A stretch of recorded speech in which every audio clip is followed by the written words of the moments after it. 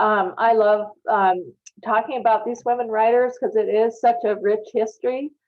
Can you hear me, by the way? Okay, because it is such a rich history, and I think, as I said in the preface of this book, I put this book together because it was something I really wanted to read, and I couldn't believe it wasn't out there actually. Something just focusing on women writers. I came at this as an editor, and I am also a fiction writer. I have a collection called Ballet at the Moose Lodge, and I have a novel that's coming out in the fall called The Stone Sister. My other hat, as Molly mentioned, is that I'm the executive director of the Missoula Writing Collaborative, and we are 26 years old this year, and we put professional writers in the schools to teach kids poetry as a way of helping them learn to write. And also, really, what's become really important this year is to help them negotiate the social and emotional, really kind of chaos of the past 2 years of the pandemic. We're currently in about 34 rural, tribal, and Missoula schools. So we've really expanded over the years. So I'm just going to launch right into this, and I probably won't have time to read. What I'll do is show you the slide and read some excerpts from some of these writers. And really beginning with Mary Ronan, who is one of the earlier settlers. There are, of course, Native writers who have published earlier, but so many of those accounts were oral that, we don't have a lot of written record of those. So what I'm going to do is show you the slide and read, and then at the end what I want you to think about are stories of remarkable women in your lives that we might be able to share with one another. I think that's one of my favorite parts. So here's the book, and I put it together in 2006, I think. It really was a labor of love. It was really fun to put together. So here's Mary Ronan, and she came to Virginia City in 1863, about the same time the vigilantes were organizing. And she wrote about her life in Virginia City. She came there. She really was a very protected young woman, and when she arrived in Virginia City, she said it was a city full of men with long hair and flowing beards. Virginia City was just wild. I mean, it was a mining, of course, mining town. It was open. The bars were open 24 hours, and she was kind of a young religious girl, and I think she was kind of in shock.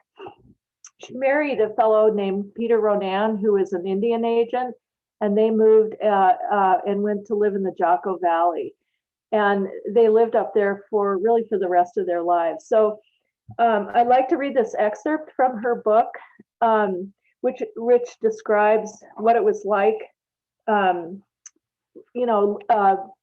that agency, and you would think like she had moved to live up, in Ronan, and probably never saw anybody and didn't have any company. Well, au contraire. True enough, just as my husband thought, I was delighted with the beauty of the place. There I spent 20 years, the most interesting and difficult of my life. Something stirring, exciting, dangerous was always pending, threatening, happening. The old agency was isolated from civilization, but the situation was so lovely, and fishermen and huntsmen found the streams and country all about such a paradise for their sports, that after the first summer, as long as I lived on the reservation, I was never again alone in my home with my family.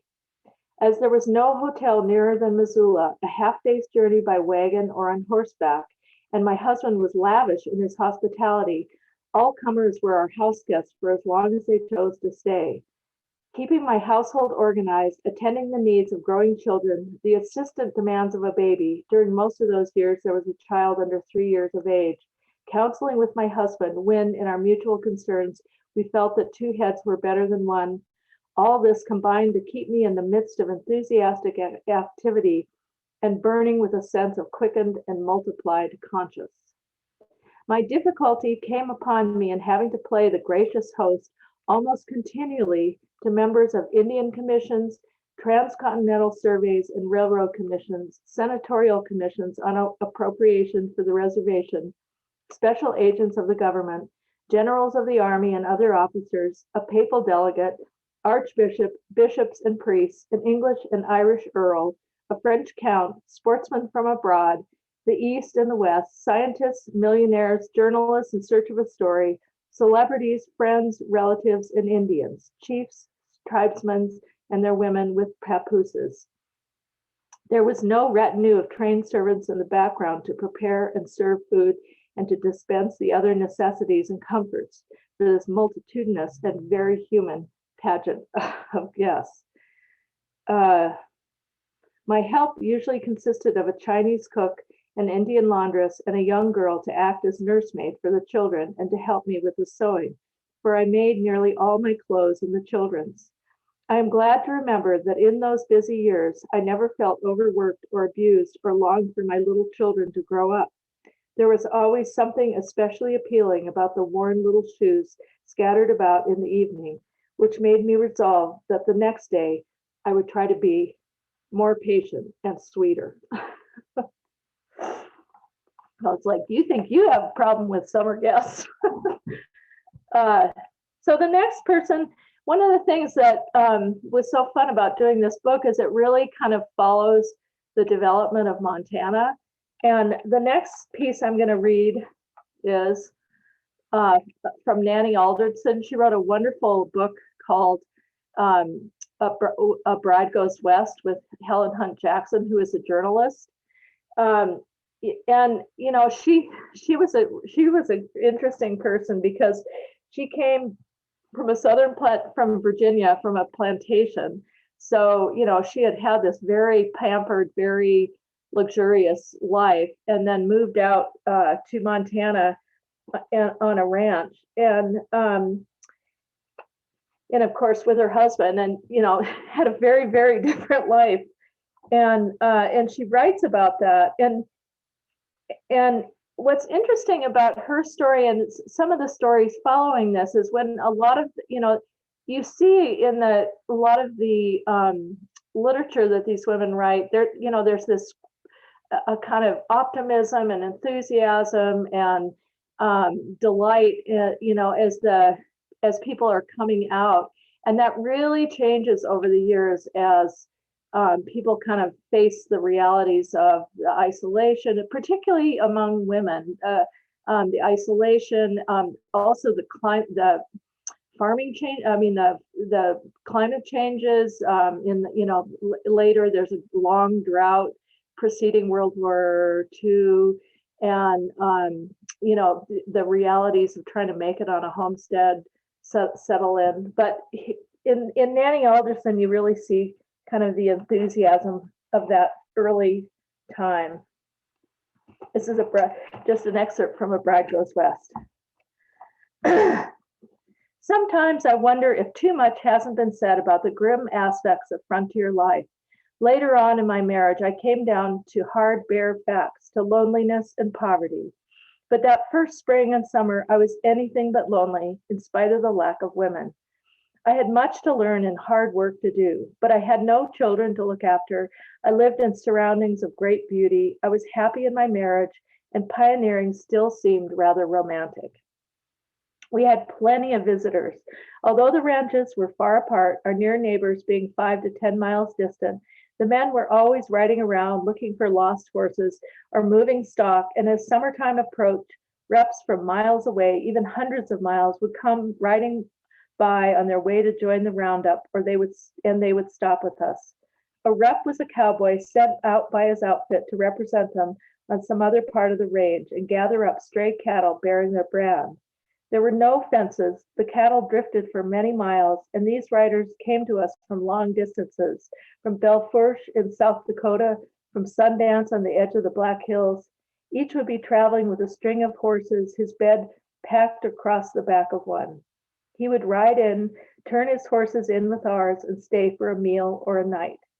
If for the night, he would just throw his bed down out of doors.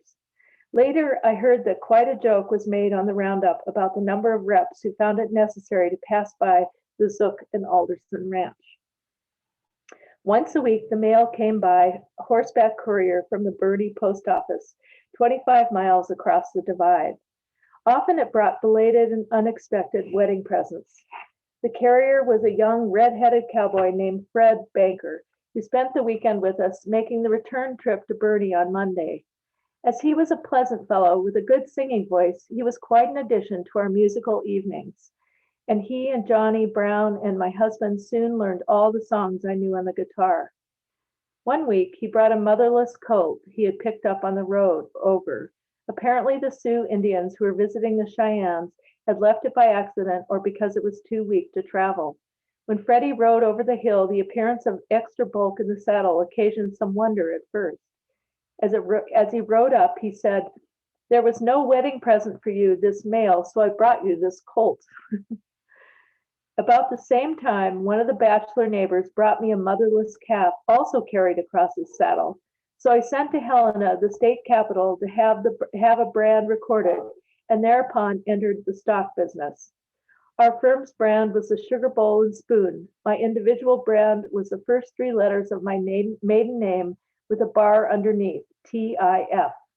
The orphan stock that wore my brand was pretty pathetic, especially the calf. He was known as Potty for feeding skimmed milk, gave him a big stomach, and there was a sad look in his eye due to undernourishment. We called him Jack after the neighbor who brought him, and we kept him till he was a big 5-year-old steer. He was what they called a rough steer, but he brought enough to buy a much-needed carpet to cover the splintery boards of my room. Those were later and harder times. So in the next slide, we have Bauer, and I think she wrote about 2 novels a year. She was really prolific. And one of the fun things that she writes about is the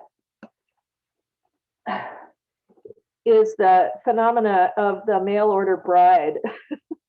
And I think you can see in this, kind of the artifice that happened with some of these guys who were trying to lure women out to some fairly barren places. So I'm just going to read this. For almost 3 years, the letters from Manly had been headed Cold Spring Ranch. For quite as long as Val had possessed a mental picture of the place, a picture of a gurgly little brook with rocks and watercress and distracting little pools the size of a bathtub and a great frowning boulder, a cliff almost at the head. The brook bubbled out and formed a basin in the shadow of a rock. Around it grew trees, unnamed in the picture, it is true, but trees nevertheless. Below the spring stood a picturesque little cottage. A shack, Manly had written, was but a synonym for a small cottage, and Val had many small cottages in mind, from which she sketched one into her picture. The sun shone on it, the western breezes napped white curtains in the windows, and there was a porch where she would swing her hammock and gaze out over the great, beautiful country, fascinating in its immensity. Somewhere beyond the cottage shack, she usually corrected herself, were the corrals. They were as yet rather impressionistic, high, round, mysterious enclosures forming an effective, if somewhat hazy background to the picture. She left them to work out their attractive details upon closer acquaintance, for at most they were merely the background. The front yard, however, she dwelt upon and made aglow with sturdy, bright-hued flowers. Manly had that spring planted sweet peas and poppies and pansies and other things, he wrote her, and they had come up very nicely. Afterward, in a postscript, he answered her oft-repeated questions about the flower garden. The flowers aren't doing as well as they might. They need your tender care. I don't have much time to pet them along. The onions are doing pretty well, but they need weeding badly. In spite of that, the flowers bloomed luxuriantly in her mental picture. Though she conscientiously remembered they weren't doing as well as they might. They were weedy and unkempt, she supposed, but a little time and care would remedy that. And was she not coming to be the mistress of all this and to make everything beautiful? Beside the spring and the brook which ran from it and the trees which shaded it were the chief attractions. Perhaps she betrayed a lack of domesticity because she had not been able to see the interior of the cottage shack very clearly. Sunny rooms, white curtains, bright cushions and books, pictures and rugs mingled together rather confusingly in her mind when she dwelt upon the inside of her future home. It would be bright and cozy and homey, she knew. She would love it because it would be hers and Manly's, and she could do with it what she could. She bothered about that no more than she did about the dresses she would be wearing next year. Cold Spring Ranch. Think of the allurement of that name, just as it stands without any disconcerting qualifications whatever. Any girl with yellow-brown hair and yellow-brown eyes to match, and a dreamy temperament that beautifies everything her imagination touches, would be sure to build a veritable Eve's garden around those three small words. With that picture still before her, her mental vision clear as if she had all her life been familiar with it in reality, she rode beside Manly for 3 weary hours across a wide, wide prairie, which looked perfectly level when you viewed it as a whole, but which proved all hills and hollows when you drove over it. During those 3 hours, they passed not one human habitation after the first 5 miles were behind them. There had been a ranch back there against a reddish-yellow bluff. Val had gazed upon it, then turned her head away, distressed because human beings could consent to live in such unattractive surroundings. It was bad in its way as hope, she thought, but did not say because Manly was talking about his cattle and she did not want to interrupt him. After that, there had been no houses of any sort. There was a barbed wire fence stretching away and away until the posts were mere pencil lines against the blue, where the fence dipped over the last hill before the sky bent down and kissed the earth. The length of that fence was appalling in a vague, wordless way. Val unconsciously drew closer to her husband when she looked at it and shivered in spite of the midsummer heat. You're getting tired. Manly put his arm around her and held her there. We're over halfway now. A little longer and we'll be home. He bethought him that she might want some preparation for that homecoming. You mustn't expect much, little life. It's a bachelor's house so far. You'll have to do some fixing before it will suit you. You don't look forward to anything like Fern Hill, do you? Val laughed and bent solicitously over the suitcase, which her feet had marred. Of course I don't. Nothing out here is like Fern Hill. I know our ranch is different from anything I ever knew, but I know just how it will be and how everything will look. Oh, do you? Manly looked at her a bit anxiously. For 3 years, Val reminded him, you have been describing things to me. You told me what it was like when you first took the place. You described everything from Cold Spring Coulee to the house you built, the spring under the rock wall, and even the meadowlark's nest you found in the weeds. Of course I know. It's going to seem pretty rough at first, he observed rather apologetically. Yes, but I shall not mind that. I want it to be rough. I'm tired to death of the smug smoothness of my life so far.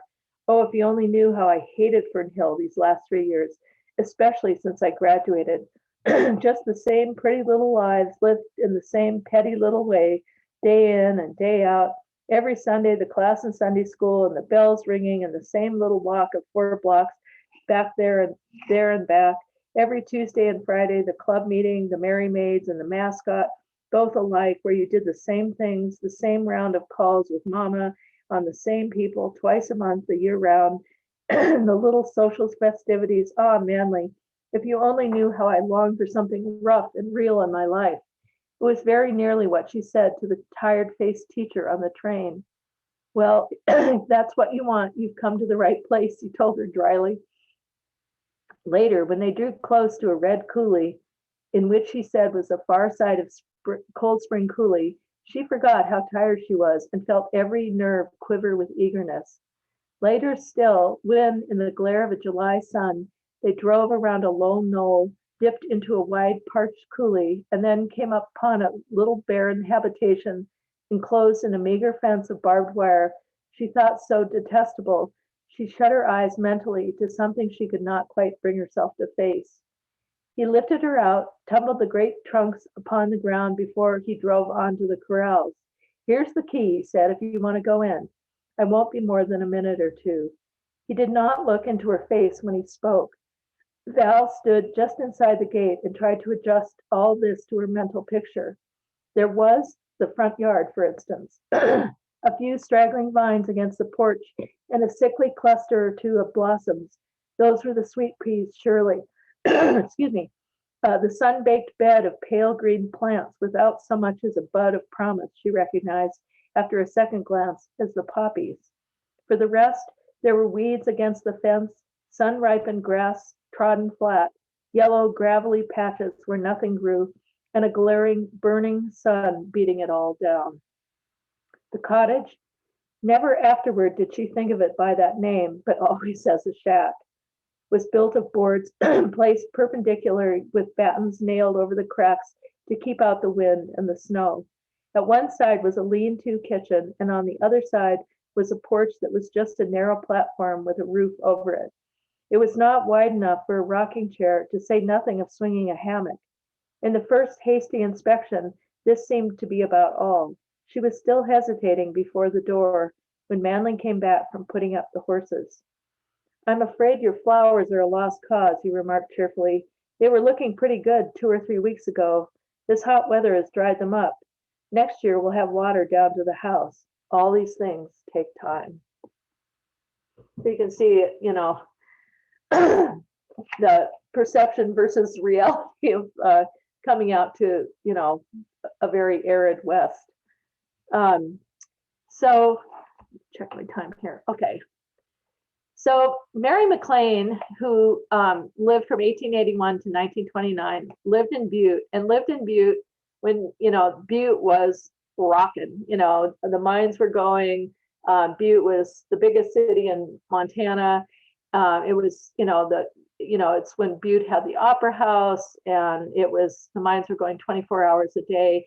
And Mary Mclean was really a wild girl.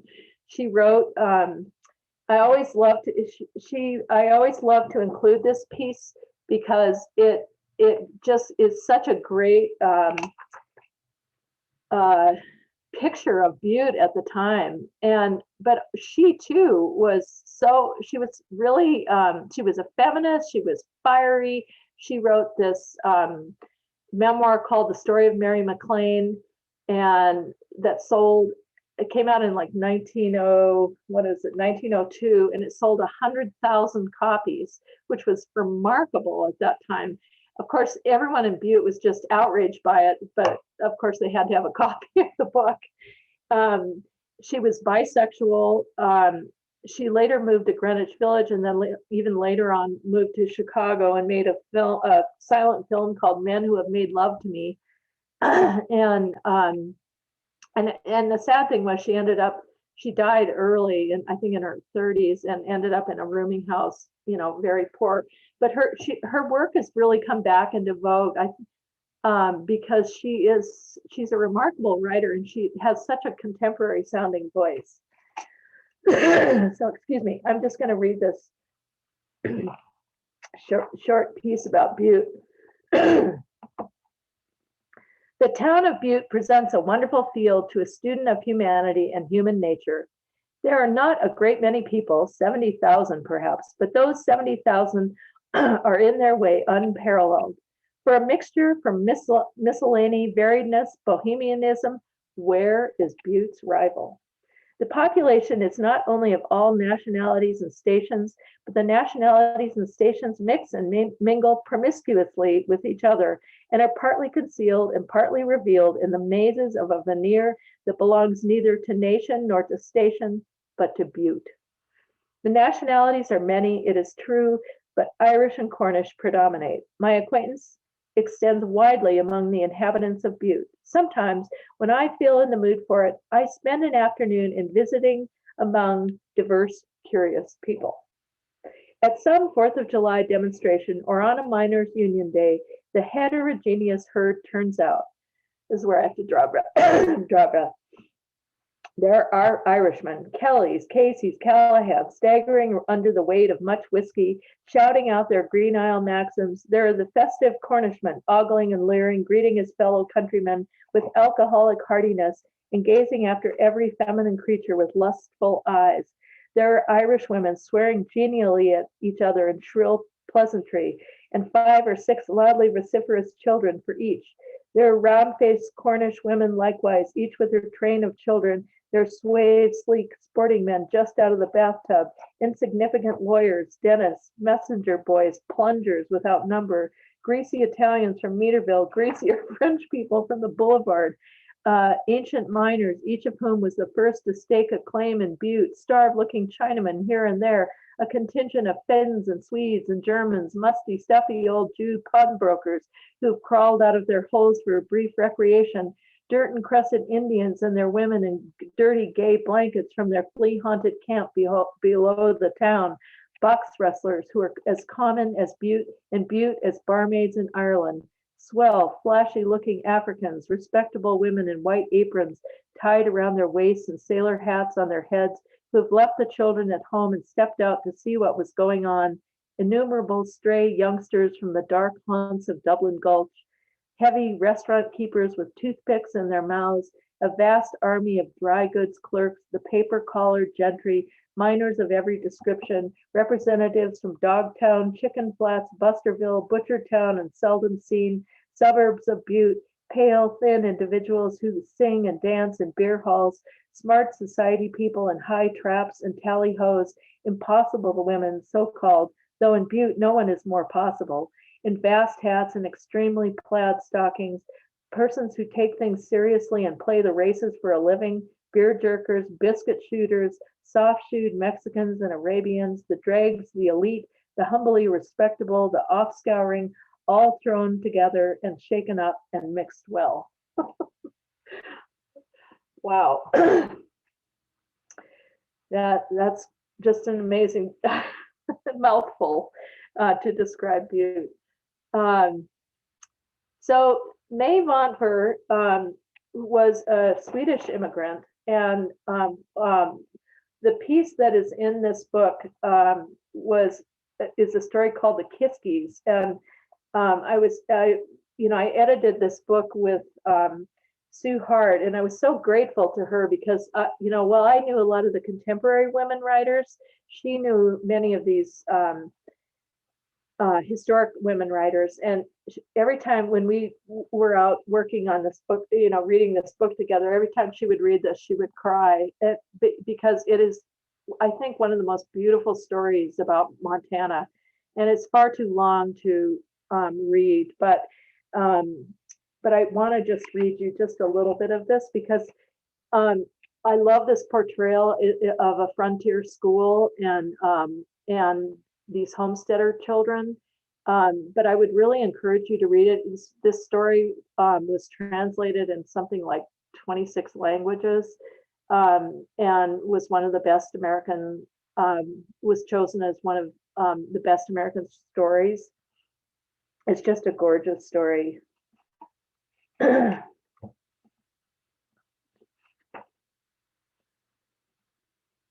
I'm just going to start midway and just read a little bit. The Kiskies in school were painfully shy.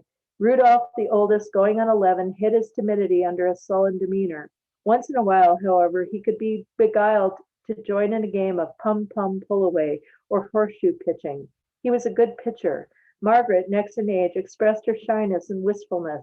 Johnny, barely 6, refused to speak. Never would he answer a question in class. Never a word did he utter to the children on the playground. He might now and then have made his remarks to his sister and brother in Bohemian, but if so, he wasn't ever caught making them. Yet he was by nature a happy child. When anything comical happened in school or something funny was said, he would laugh out loud with an especially merry, infectious laugh. It was plain that he observed and understood more than his usual behavior indicated. The teacher, mindful of her psychology tests, tried vainly again and again to utilize these occasions of self-forgetfulness by surprising him into speech. At the beginning of the term in September, every child had come to school barefoot. As the season advanced, the other pupils, family by family, donned their footwear, but the Kiskies continued to arrive barefoot, although it was now late in October and getting cold. And why don't you wear your shoes? Aren't your feet cold? Haven't you got any shoes? With their bare goose-fleshed feet, Rudolph, Margaret, and Johnny picked their way between the prickly pear cactus without answering. But it was plainly to be seen, and more, the continued questioning and curious staring at their bare legs and feet embarrassed them. Gradually, the weather grew colder. The cracked gumbo froze to cement. Still, the Kiskies came barefoot to school. Then the first snow fell. It was but a thin film. Discs of cactus and tufts of bunchgrass stuck through, yet it was heavy enough to show plainly the tracks of the Kiskies' children, naked feet. One day, when John and Margaret had planned to reach school just as the bell rang to escape the inevitable and dreaded comments of the others, they miscalculated the time. All the children were on the porch watching as the Kiskies walked, heads down toward the schoolhouse. "I don't see how you stand it." That was the irrepressible Teddy Kirk speaking. The others left their remarks unspoken. For this time, Margaret answered, and there was defiance in her indistinct mumble. "We like to go to school barefooted. We get there quicker that way."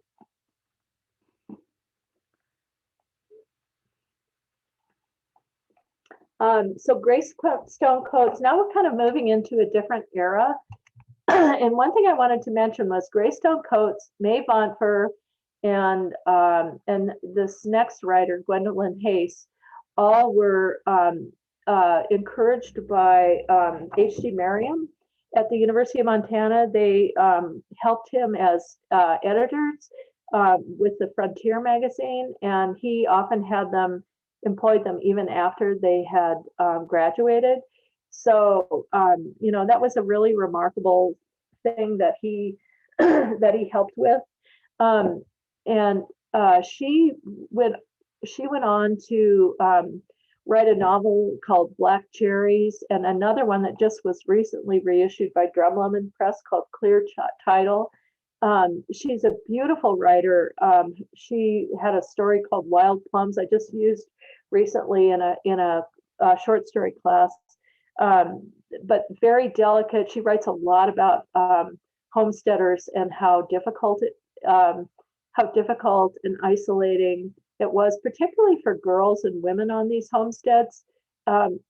She ended up in Martinsdale. Her husband was a shopkeeper, but she continued to write. She corresponded with William Saroyan, and her story Wild Plums ended up in the John Updike's.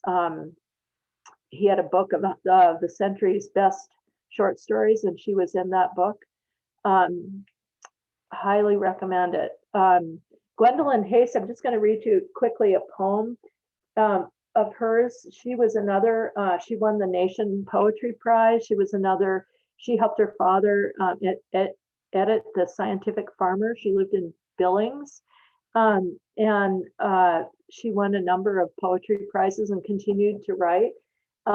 This piece that she wrote, is again, I think you begin to see kind of these women wrote a lot about,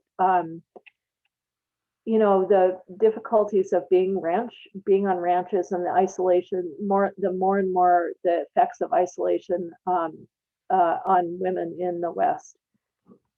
This is called, she's very well known for this poem. It's called Ranch in the Coulee. He built the ranch house down a little draw so that he should have wood and water near. The bluffs rose all around. She never saw the arching sky, the mountains lifting clear. But to the west, the close hills fell away, and she could glimpse a few feet of the road. The stage to round up went by every day, sometimes a rancher town-bound with his load. An auto swirling dusty through the heat, or children trudging home on tired feet. At first, she watched it as she did her work. A horseman pounding by gave her a thrill. But then, within her brain began to lurk the fear that if she lingered from the sill, someone might pass unseen. So she began to keep the high road always within sight. And when she found it empty long, she ran and beat upon the pane and cried with fright. The winter was the worst, when snow would fall. He found it hard to quiet her at all.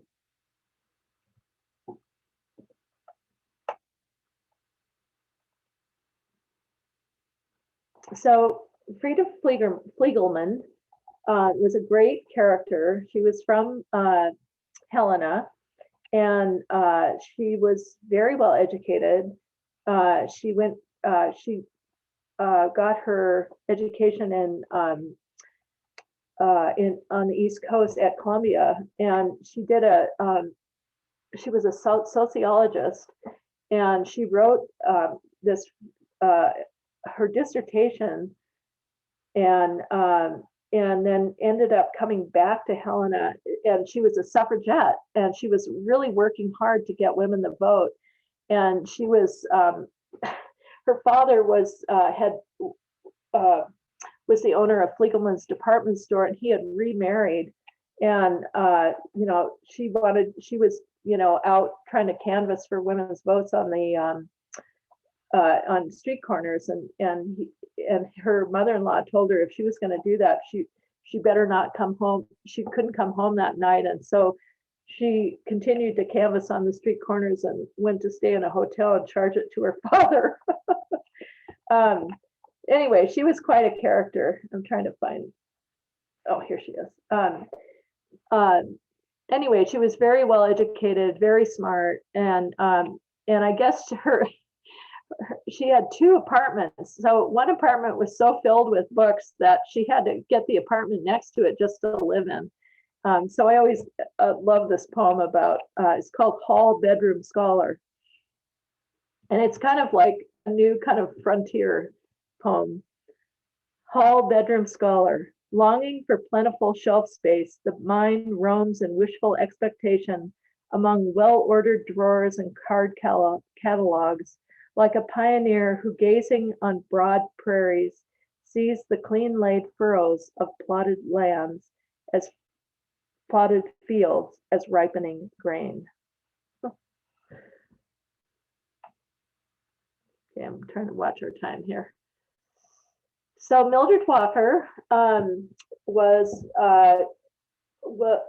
someone who moved to the West from, I think she was from Philadelphia originally. She was the daughter of a preacher, minister, and she married a doctor in Great Falls, and she almost kind of had, she was, part of the junior league. She was a doctor's wife, but she had this other life as a novelist. And I was good friends with Ripley Shem, who was her daughter. And Ripley didn't even really know her mother wrote. She was her life as a writer was so separate from her life. And I just always found that fascinating. But she was very well known, particularly for her novel Winter Wheat. The piece that I have in here, I liked particularly because, it's a whole different phase of women in their relationship to, ranchers, particularly in their relationship to the land. And let's see. And I'll just read I'm just going to read a few paragraphs from it. It's called Rancher's Wife. Bella Myers had just come from the women's luncheon at the country club. A whole afternoon's bridge had tired her some way, or perhaps it was the heat. The lunch had been too hearty for a day like this. She didn't want a thing for dinner now, and that always irritated Will. She sank down in the porch glider to wait for Will and picked up her knitting. But she sat idly, moving a little with the sidelong motion of the swing. Her toes just touched the floor, her hands lay quietly over her knitting bag. She leaned her head back against the swing and looked out across the lawn. Even with the hose going every day, as much as the city would allow, the grass was brown in spots, and the zinnias that usually did so well in front of the hedge were stocky and withered looking. It had been a dry summer, even for Montana. Minna Gates had set out at the club today. It was hard on a body's skin. Bella felt the skin of her face that, in spite of 52 years, was still fresh and smooth. Against her softly waved gray hair, her face looked more youthful than many a woman's whose hair was still dark. Still, since the children were gone, she took very good care of herself. Annie scarcely needed any supervision about the house, and Will was away so much out at the ranch. Her days moved tranquilly along of themselves.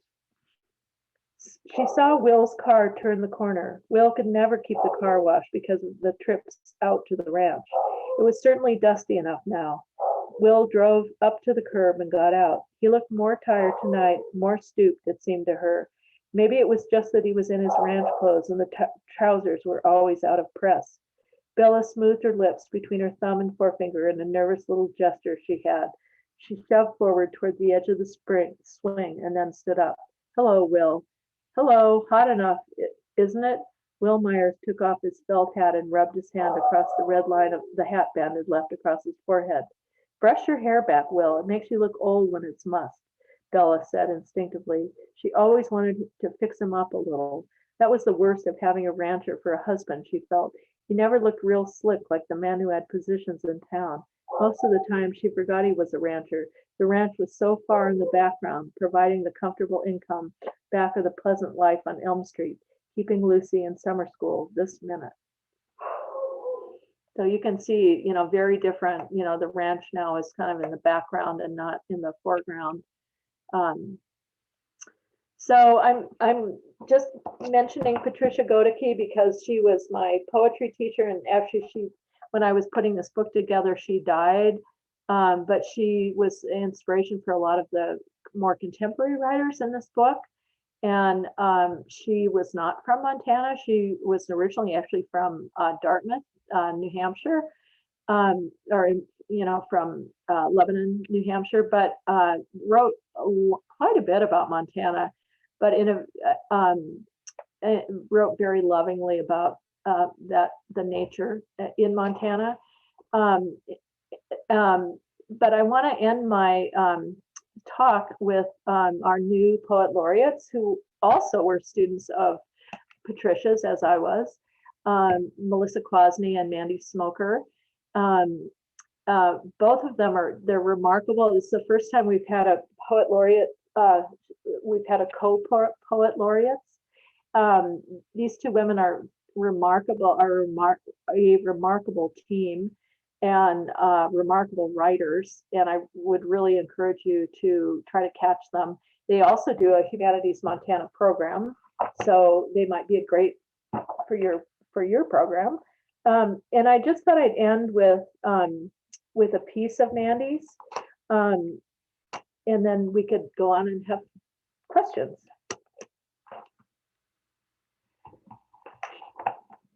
This is called From the River's Edge. Is it poetry to say that each time I cross over a certain bridge on the Yellowstone, I remember the way green vinyl felt on the back of my legs instead of how my mother's feet, stiff from death, felt in my hands? I did not know that a poet could feel words rising from drops of sweat around her knees, or that what my palms pressed against was only silence. Can a poet speak of a second version of her mother? The one who lives in a silent cave where she allows no visitors, gives no interviews. Her memoir is being written there by a shadow 7 feet tall that can hold no pen or pencil, both hands missing. My living mother dreams of new waters that have no adequate translation. Thank you. Thank you, Caroline. I'm gonna pop back on here, and maybe if you want to hit that stop share button, Caroline, so we can see faces. Great. Okay. So again, I want to encourage folks who have questions to go ahead and type them in the chat, or whether it's a question or a comment about something that you heard. I was struck by so many of the things that you read, Caroline, that I feel like I'm full of questions. But I'm going to start with one. Especially as you were reading sort of in that center section, and other than Mary Mclean, who I guess wrote a little bit racier stuff and had a lot of success, I'm wondering about how popular these sort of descriptions of domesticity were with readers.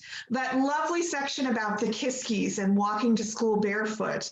I can see people relating to that, people that are experiencing that in immediacy, but were many of these Montana writers popular outside of Montana? That's a really good question.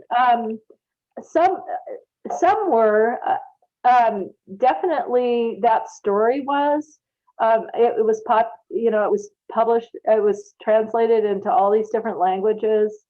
That particular story really, seemed to hit a nerve, and it really, it's a really long story, and it's a very moving story. So that seemed to, also Greystone Coates was known outside of Montana. That B.M. Bauer was, and also A Bride Goes West was a pretty popular story. So some of these early women were, I don't think Mary Ronan, that really early, the writer, I think her work wasn't that well known until Ellen Baumler republished it fairly, like the 70s, I think. I think people read it, but I don't think it was really that known outside of Montana. But so some were and some weren't. I think some of the early frontier things were particularly B.M. Bauer. She wrote so many books that I think she was known. And then later, like Patricia was pretty well known. Right. That Bauer, I was struck so much by a lot of that too, that sort of the lack of truth in advertising. The expectation versus reality, right? But I found myself jotting down little phrases there, and one of them that she was talking about being so tired of the same pretty little lies lived in the same petty little ways. And what a magnificent sort of encapsulation of what she thought she was escaping, right? Yeah. Yeah, that caught my attention this time too. And actually I think I was mentioning to you on the phone, I edited a book about Montana women homesteaders. And Montana had a lot of single women homesteaders that were, because basically, and the woman who found all these accounts was from Canada. And the reason that she was interested in this is, in Canada they didn't allow single women to homestead. In the United States, they were, basically in Congress, they were like, well, if the Irish and the Italians can homestead, we might as well let the single women,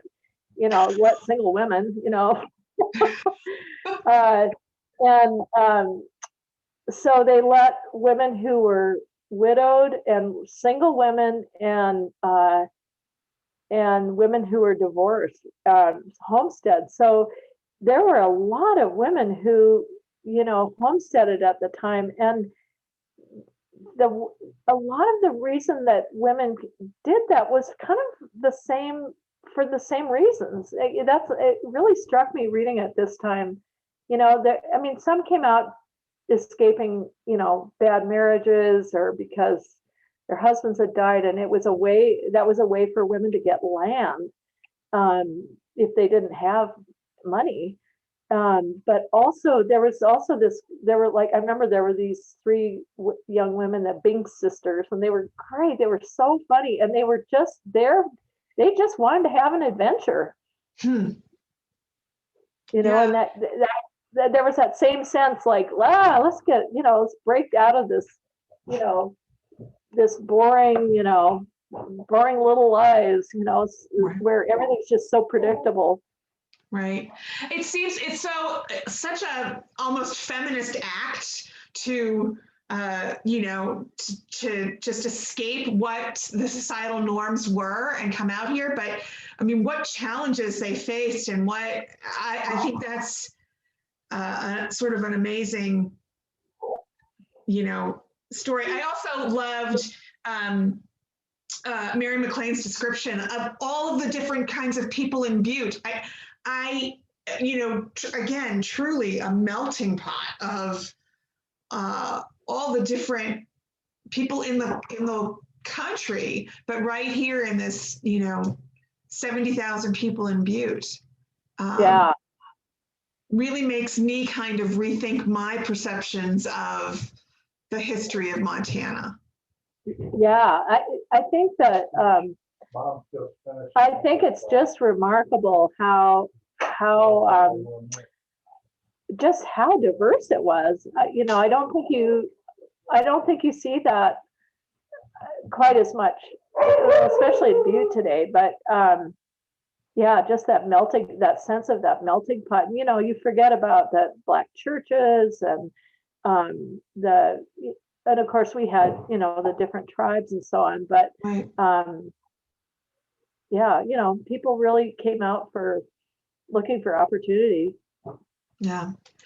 I wanted to go back to one of the earliest readings that you did today, and just a very small moment. And I'm hoping that people might think about this question a little and throw their own answers in the chat. It was talking about the ranchers who she was adopting, or her little herd was all broken animals, but the thing that really struck me in there, she was talking about their brand was a sugar bowl and spoon, and just started sort of conjuring this.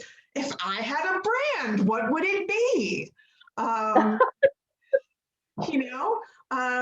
wondering if any folks who heard that or had any thoughts on their own brand. I mean, I know a few of the folks on this call. I'm thinking, Kim Lemke, you're out there, and all I can see is a dog on a motorcycle, which is something that we've taught. Kim is a wonderful volunteer for Travelers Rest, and we had a little dog on a motorcycle moment this year with him. But did anybody else have any thoughts? And if you do, go. Hello? Yeah. Excuse me, I have a red face right now.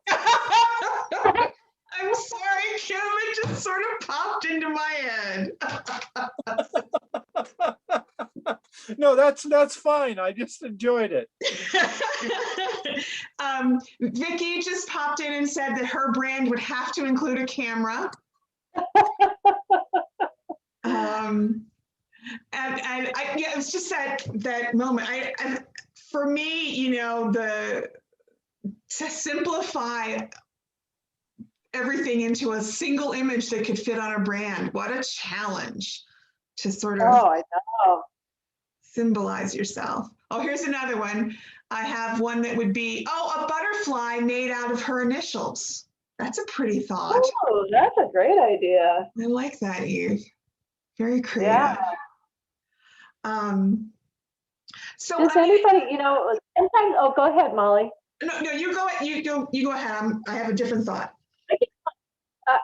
I wondered if anybody had stories of remarkable women. One time when I gave this program in Livingston, they were telling the story about a woman whose husband had died, and she ended up working on the railroad, and she was kind of shunned by a lot of the women in the community because she was working a man's job, until they were rebuilding I think a Presbyterian church, and they ran out of money. They didn't have much money, and they had to dig out the basement, and she said, well, I can do that, because she could run heavy equipment. And she dug out the whole basement, and kind of, I think, everyone. She became sort of a hero at that point. Right. But it was kind of a great story. That is interesting. Anybody, if you have a story that you would like to share, again, just throw it in the chat. I do have a question here about, Did you come across any reference to Fliegelman's file of misleading statistics? Does that sound familiar? No. Oh, no, I'd love to. Okay. There's maybe something for us to do a little research on. Ooh. Stephanie, did you have anything that you wanted to add to that? Oh, it says, oh, there's something from the Montana Historical Society that mentions it. So Oh, something to look for. Okay, thanks. I wondered too, and this is a question from, well, I guess about current women writers. I loved that you highlighted the current poet laureates.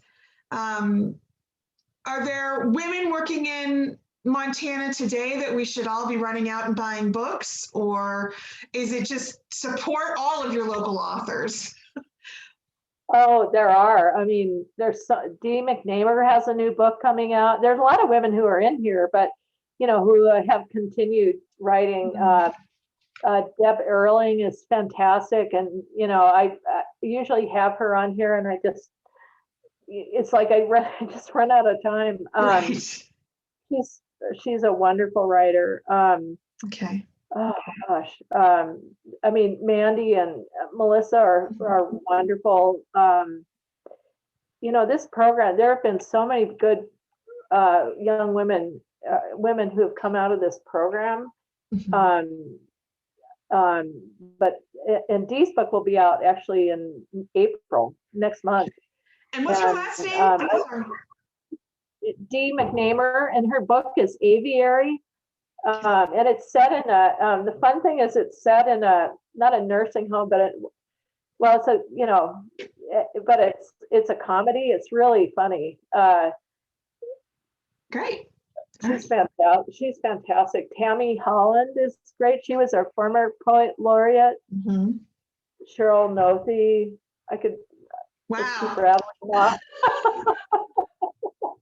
Oh, great. Great. We are coming up on our time. So I just want to say again, thank you so much. We did have a little thing in the chat. If anybody wants to look this up, Josephine Duty, the bootleg lady of Glacier. So there's a story for people to look up. Josephine Duty. What is it? Doody is the last name. Oh. The bootleg lady of Glacier. So something for us all to look up. So I'm going to thank Caroline very much again for her presentation today. I wanted to briefly talk about the next 3 presentations that we're going to have. So on April 3rd at 11 a.m., as usual, we will have Kevin O'Brien, an archaeologist from the university, he was one of the folks that was involved in the discovery of the two-name map. Folks that were on our program a few weeks ago will remember that. So he's going to be talking about Native American cartography. He's been doing a little bit more research and has things to share with us. On May 1st, we are going to have Salish poet Victor Charlot and his daughter Claire talking a little bit about poetry and activism and I guess sharing their experience as contemporary Salish people, and I'm looking forward to that. And also then on June 5th, we will have Christopher Preston, who is going to be doing a program called the Resurgent Wild. And that is talking a lot about as endangered species recover, how we then interact with them and how, protecting native species is so important to our ecosystem here. So lots of 3 great programs. Folks that are on the call today, I'll be sending out an email to remind you about all of them so that you can join us right back here.